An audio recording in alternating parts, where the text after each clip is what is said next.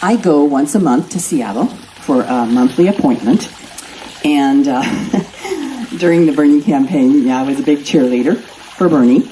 And what I found out over there at this large hospital, or clinic, or whatever you want to call it, is that most of the people I saw, excluding the doctors, were Bernie people. They all supported Bernie. So I get to know them quite well. And so one of them I talk to all the time, his name is Colin. So Colin, it happens, not the Colin that, have Colin come in here. Oh, there he is. Okay, good. Not this Colin who is Renata's campaign manager, but another Colin who went to high school with Renata. And we get to chatting, and so it turns out Colin tells me things about Renata. Yeah. And what he told me, he's a really nice guy. What he told me is, he said, she was a powerhouse in debate, and I wanted to join debate, but she just knocked it out of the park, so I went to theater instead. And he's following her campaign, and he said, let me know how I can help her. So from afar, Seattle, she has some fans. Now, I met Renata in 2010 during Occupy.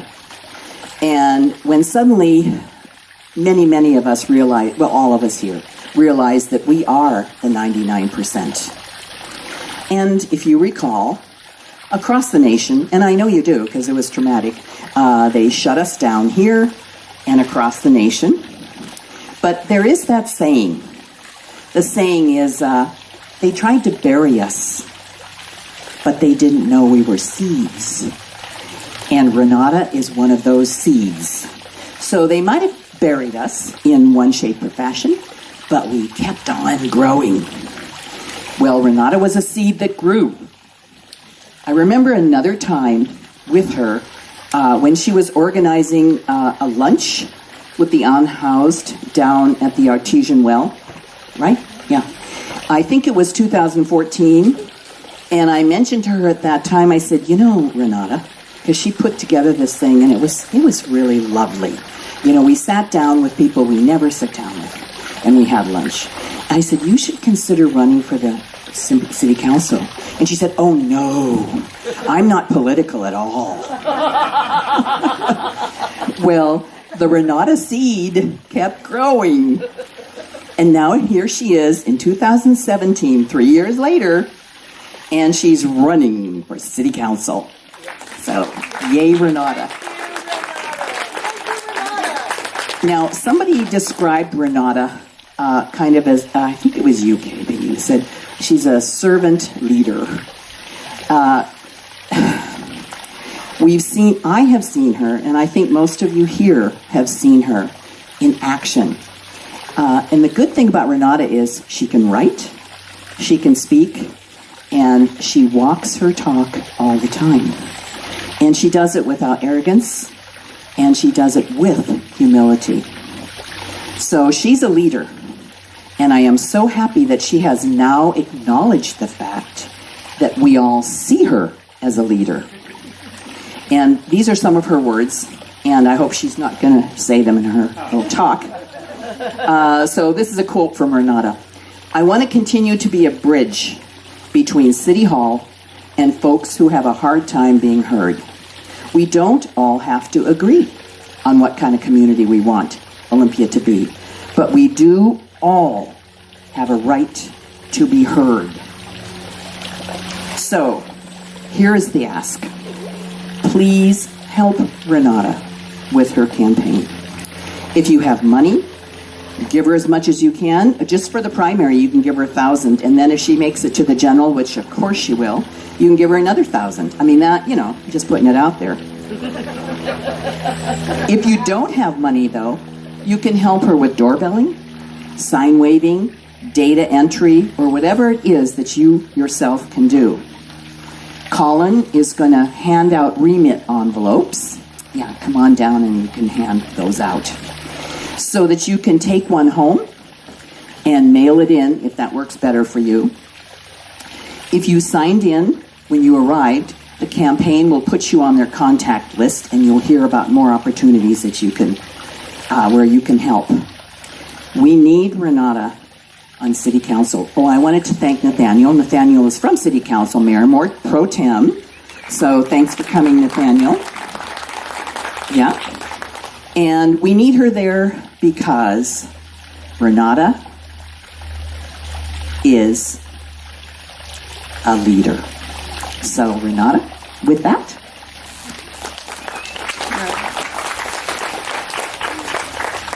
Gosh, thanks for the intro, Sherri. Thanks for this amazing event. I knew it was going to be beautiful because Kellen and I came by about a month ago to talk about planning it, and yeah, it's just beautiful, and it's beautiful to see everybody here. Longtime allies in the movement for social justice and livable communities, as well as I've really enjoyed getting to talk with some new folks today, new to me folks today too. So thanks for showing out in force. And I also want to, Sherri mentioned the meal that we'd organized at the well, and I also want to recognize that Mayor Pro Tem Nathaniel Jones was there too, and I talk about that a lot when I talk about the bridging work that needs to happen between communities, and to me that the image of being at the well, tables and chairs set out on the blacktop with Nathaniel chatting with folks that I knew from the well is just like this image that really stands out to me of what's possible when we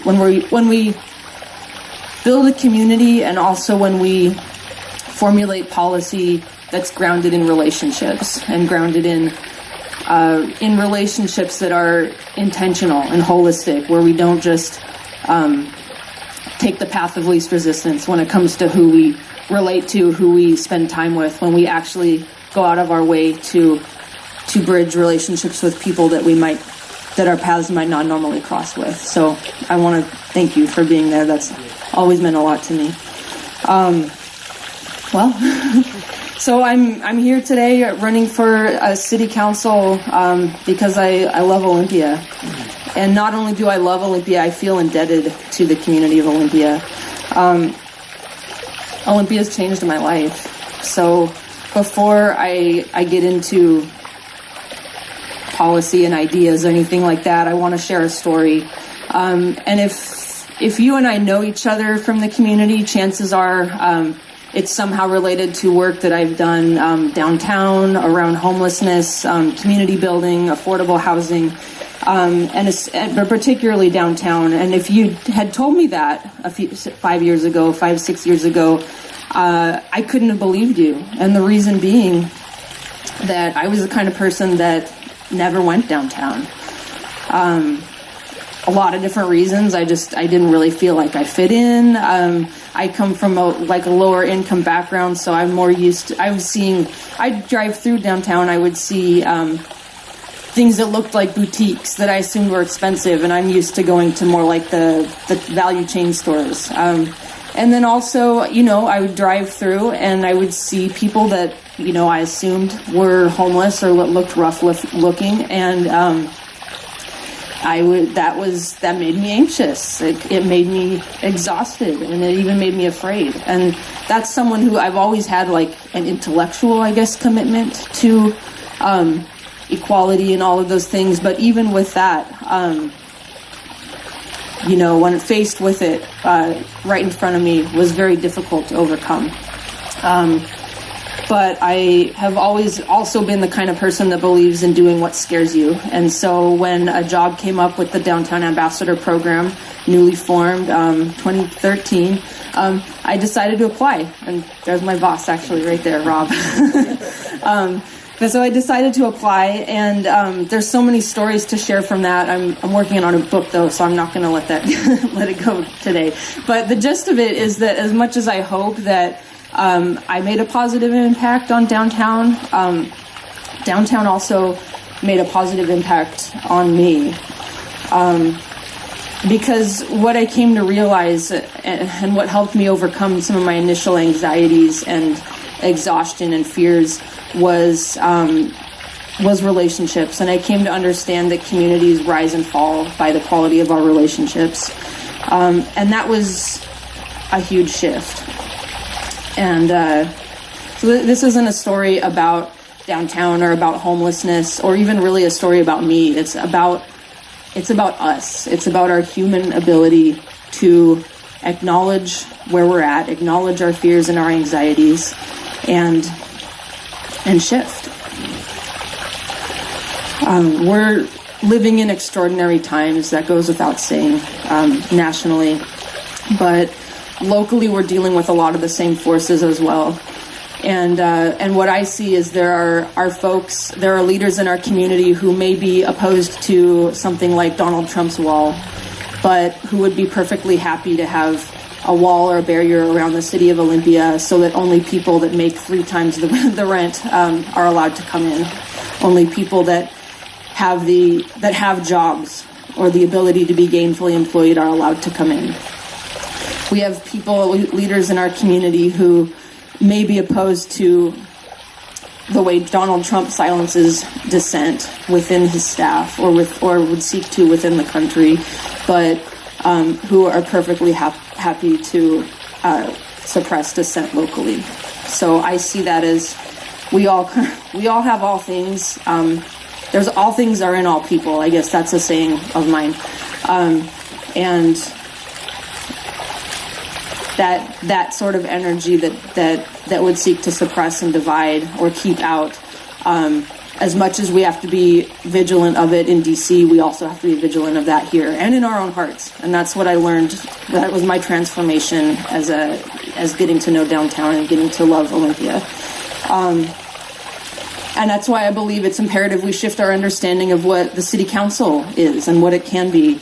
And I believe the first order of duty for city council members is to be a community outreach worker, like as I've done. So building those relationships across different cultures, across different circumstances, being the mirror and the glue of Olympia, how I think of it.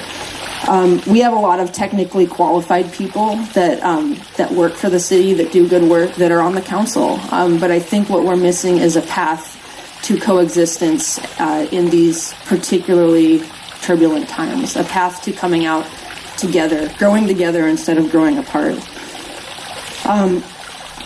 When I'm out doorbelling, I always ask people who are generous enough to give me a little bit of time at the door. I always ask people, what are you following in Olympia? What matters to you? And they kind of just look at me, and most people say nothing. They say, I'm not following anything.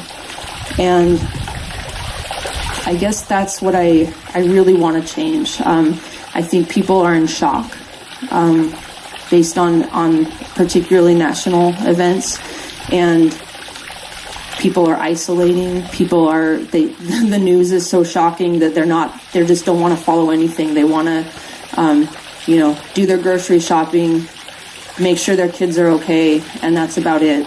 And that's what I want to change, is the feeling that we have to give up, that our challenges are too great, that we have to hunker down into our individual lives because the outside is just too scary. I think that local matters. I think Olympia is worth fighting for.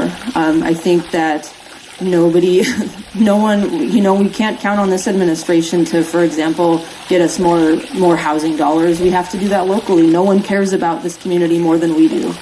And there's a lot of power in that. Whether we're talking about homelessness, affordability, public transit, stemming climate change, and of course adapting to and surviving climate change, sea level rise. These are all local issues to us in Olympia, and we have the great privilege of so many activated and knowledgeable people, and I would love to see that energy and that knowledge and that wisdom have a direct line into the council.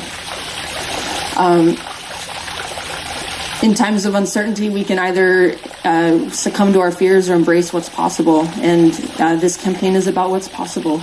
We ask the question, where can we go? which incidentally came out of Just Housing, the people that are homeless, that don't have houses, don't have shelter bed. They're asking the question, where can we go? It's very literally a question of survival and dignity for them. But it connects in a bigger way to all of us. Where can we go? Where can we go if the climate is irrevocably destroyed, the environment's destroyed? Where else can we go? This is it. But where can we go as a community if we embrace what's possible, if we embrace each other, if we hold on to each other, if we listen to each other, if we see each other? That's what really inspires me, and that's what this campaign is about. So I invite you today to help us find out where we can go. Like Sherri said, of course, donations are wonderful. Very grateful. Love donations. Also, we're obviously have a big push in this last week for canvassing and sign waving. Where's the sign waver folks? There's Melinda and Pat. Cool. They've been organizing sign waving, and we have two big events coming this week, Wednesday and Friday at 4:30. Wednesday will be on the bridge, the 4th Ave bridge, heading up to the west side. Big group waving signs. And then Friday, we will be at 4th and Plum near the Eagles Hall. Same thing, just for about an hour. And on Friday, we're going to have pizza at the headquarters, which is Lisa's headquarters. She's sharing with kind of all the progressives. Thank you, Lisa. That's on 4th Ave, right next to the Lucky 7. So we'll have pizza on Friday, and then a weekend of get out the vote. And it's looking good. I'm really, really excited. And really, again, thank you. Thanks, Colin, my campaign manager. Tracy is taking a photo right now. Tracy's our volunteer coordinator. Tracy Carlos.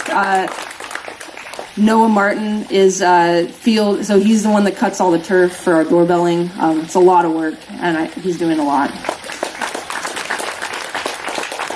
And then I also want to thank my partner Walker, who does a lot of the social media, and just make sure that I'm taken care of, and make sure that I take breaks, because I do tend to just really dive in and go deep and not come out. So he makes sure that I do something fun on 4th of July and stuff. So anyway, and I'm so excited about all the progressive organizing and networking that's been happening, especially the last few years, and really especially just in the last year. It just seems like there's all these different kind of disparate threads that are coming together, and that's involving even the local Democratic Party now. So I know a lot of people are involved in that, and people that I don't even know, and that's kind of the amazing thing about a network. So just want to put out a general thanks, and we had a nice shade tent today, so thank you universe. And I think I've talked enough, so I'd love to open it to questions, or we can just go back to enjoying our food and coffee and sangria. I have a question. So, the people who come today, and they put their name on the list, will they be on your email list for events and Yes. ways to help? Yes. Okay. Yes. So if you put your email address down on the list when you signed in, you'll be getting emails usually every week. And what we've been doing is having a calendar of the next 2 weeks of events available. So you'll be on the list. Thank you. Jeff actually asked me a question just while we were mingling, and that was about what can the city council, the Olympia City Council, do to engage some of the other jurisdictions. We were talking particularly around homelessness and affordable housing, but and I just want to say, I'm not privy to every conversation that's happening between the jurisdictions, but I do think that there is room. So I'll just, as an advocate in Olympia, I've been parts of groups that advocate for affordable housing and for solutions to the homelessness crisis. And we're often told to go talk to Lacey, go talk to Tumwater. Well, for me, since I live in Olympia, that doesn't seem to make as much sense because we are Olympians petitioning our government. But I think there'd be a lot of power if the city council would unite with some of those grassroots efforts and approach these other jurisdictions with the power of the people behind them. So I think that's the way we might see things move forward.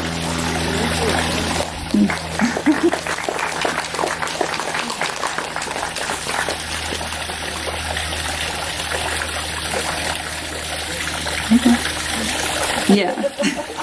If you would like to canvass today, so Renata, right after here, we will be meeting at the Safeway right down the street, and we'll be canvassing South Capitol. So, Yeah, that'll be great. Canvas. Well, just to repeat it for anyone who didn't hear, we're meeting at the Safeway, just down here about 1:30 after the party, to go canvass the South Capitol neighborhood. Oh yeah. And then we have a bike ride, 6 to 8, kind of a social and another potential fundraiser. But that's from 6 to 8. We're meeting down by the kissing statue at 6, and then Walker has designed a ride that hits a few of the ballot boxes if you haven't turned in your ballot yet, and also just showcases some of the cool bicycling infrastructure that's in the Olympia and goes into Lacey too. yeah. Sister City. Yeah. Thanks. Well, thank you again, Sherri. Let's hear it for Sherri for a beautiful event. Beautiful brunch.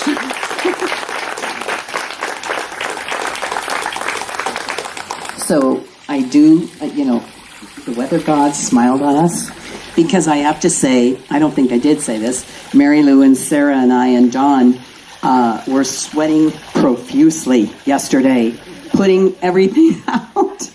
And it was like, oh my God, people can't stand this heat. So, and here we didn't, yeah. So guess what? Yeah, we lucked out. And there is no hurry to leave. You are welcome to eat. We have even more in the oven. And eat, drink, and be merry. We have way more sangria. And I have it on good authority, my own and others, that it is really good. So, hey, thank you for coming. Thank you for supporting Renata. If you need a remit envelope and didn't get one, please get one. Or two, because she will make it through the primary. We're sure of that. So then you can begin donating all over again for the next election. I just thought you ought to know that. Okay, thank you very much.